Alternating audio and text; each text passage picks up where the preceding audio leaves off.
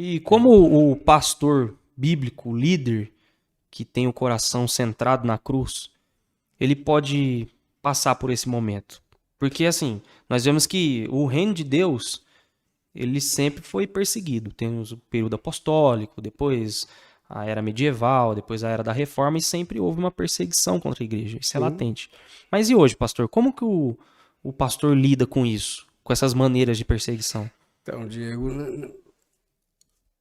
nós vivemos um tempo aí, né, esse período medieval, período da Reforma, né, aquela período das trevas, a Revolução Protestante, o período da Segunda Guerra Mundial, né, no próprio Brasil, quando tivemos a ditadura, muitos pastores foram perseguidos e presos, né, porque algumas pregações tinham ali uma visão de uma como se fosse um posicionamento político, né? Então havia ali uma censura também com relação às pregações. Hoje não está diferente. A diferença hoje não é o modelo de perseguição, né? Que ainda não está tão intenso quanto era. Corre o risco de ficar pelas narrativas que temos visto e ouvido aí. E alguns irmãos não faz nada para amenizar isso, só potencializa mais, né? Tem alguns colegas de ministério que, por causa de um like ou por causa da fama, faz besteira e prejudica muita gente. São pessoas que são aventureiros da fé e acaba, né, causando e trazendo constrangimento para a igreja e a sã doutrina. Porém, a diferença do momento, talvez a mais latente, é que muitos dos pastores e muitos dos líderes estão despreparados. Nós vimos aí um movimento que começou a crescer fortemente no meados dos anos 80, ganhou força nos anos 90 e intensificou a partir da, do início da segunda década de 2000, né, 2011, 12, até 2015, o fechamento de muitos seminários, de muitas igrejas sólidas, de muitas igrejas conceituadas. E a abertura de muitos cursinhos, né? Cursinhos de teologia que você faz rapidinho, tal, já ganha um certificadozinho, já ganha uma carteirinha de pastor, o irmão vai ali no salão e leva o evangelho de forma despreparada, né? E aí, quando vem a pressão maligna, a pressão demoníaca, né? A pressão espiritual, o irmão não aguenta. E aí proliferou os escândalos, escândalos morais, escândalos financeiros, né? Então, se você vê aí, são documentários e matérias sobre pastores de visão, né, nacional, passando por constrangimento e constrangendo a igreja. Então a gente está vendo aí o maligno se movimentando, né? As forças espirituais do mal se movimentando e fechando a igreja não mais com a imposição ou com a criação de mártires, não mais com a morte física de líderes e pastores, mas com a morte moral, né? Com a morte ética. Né? E isso me faz pensar em alguns colegas, né? Por exemplo, aqui em Tessalonicenses, 1 Tessalonicenses, capítulo 5, ali no 22, tá falando, né, para a gente se abster da aparência do mal. Tem gente que quer brigar com o mal. Para, essa não é uma luta nossa. Nós estamos aqui para transmitir o evangelho do reino. Claro que vamos resistir com força, vamos resistir com jejum e oração, porque a palavra de Deus diz que essa casta só sai com jejum e oração. Mas tem briga que não é nossa. Tem briga que não é nossa. Tem briga que é do Senhor. Tem questão que é só com o Senhor. É o Senhor que vai. Essa batalha não é minha. Essa batalha, ela acontece no mundo espiritual. E às vezes o colega quer mostrar que é o campeão, que é o super-homem, que é o super-herói, e vai pro pau. A hora que ele vai pro pau, ele apanha.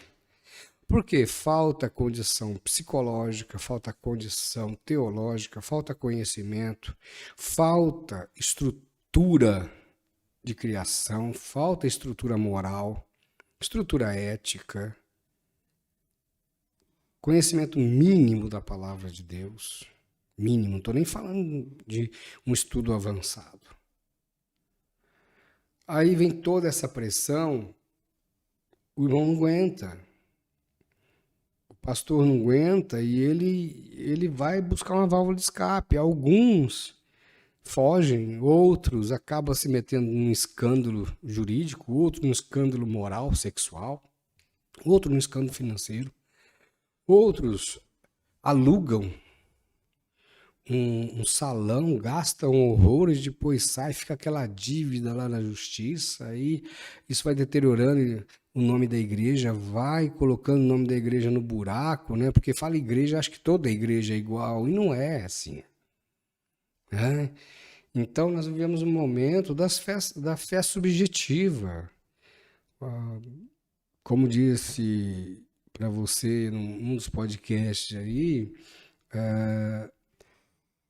antes o irmão falava sobre fé, a fé era estruturada, a fé dele era uma fé sólida, né? Hoje a gente vê que algumas fés não se sustentam de um dia para o outro, né? Eu tenho fé. Hoje e amanhã? E daqui 6 meses? Tem que ver onde o cidadão está alicerçado, né? Isso, aonde está a fé? Porque se a fé dele for uma fé no... sei lá, não. Tem a fé é algo assim sobrenatural, porque ela não é uma fé, como que eu posso usar a palavra? Uma fé burra, né? Uma fé ignorante, uma fé sem conhecimento. Para que você tenha fé em algo, você precisa conhecer. Ainda que a fé é sobrenatural, a fé é sobre algo que você crê que vai acontecer ou que você crê, porque, ora, a fé é a certeza das coisas que se espera e a confirmação daquilo que não se vê. Então eu não vejo, mas eu creio que está ali, né? Eu me lembro do meu filho, ele sempre trouxe um texto, né? A fé é como o vento.